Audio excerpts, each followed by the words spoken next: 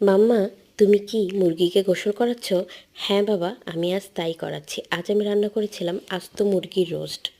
প্রথমে আমি মুরগিটাকে ভালোভাবে ধুয়ে নিয়ে আমি তাতে দিয়েছি হাফ কাপ মতো টক দই, 2 টেবিল চামচ আদা রসুন বাটা দিয়েছি। এরপর আমি দিয়েছি 1 টেবিল চামচ মতো শুকনা মরিচ গুঁড়া।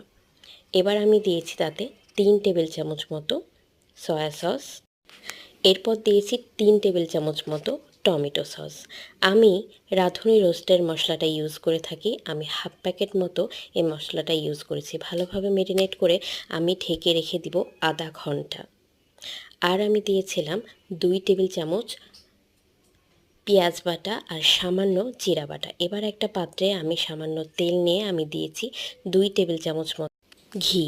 এবার আমি তাতে দিয়েছি কিছু শুকনা মশলা, 2টা এলাচ, 2টা তেজপাতা, 2টা লবঙ্গ আর দিয়েছি দারুচিনি। মশলাটাকে আমি ভালোভাবে ভেজে নিয়ে এবার আমার মেরিনেট করা মুরগিটাকে অ্যাড করব। আমি বেশ সময় ধরে কিন্তু এই মুরগিটাকে আমি ভেজে নেব।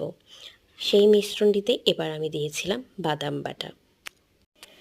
আমার মুরগিটা ভাজা হয়ে গেছে। এবার আমি মিশ্রণে অ্যাড করেছিলাম 1 কাপ মতো দুধ। এবার মিশ্রণটি আমি ঢেলে নিয়েছি। যেহেতু ভিডিওতে সব দেখা সম্ভব না, ভালোভাবে সিদ্ধ হয়ে গেলে নামিয়ে ফেললাম।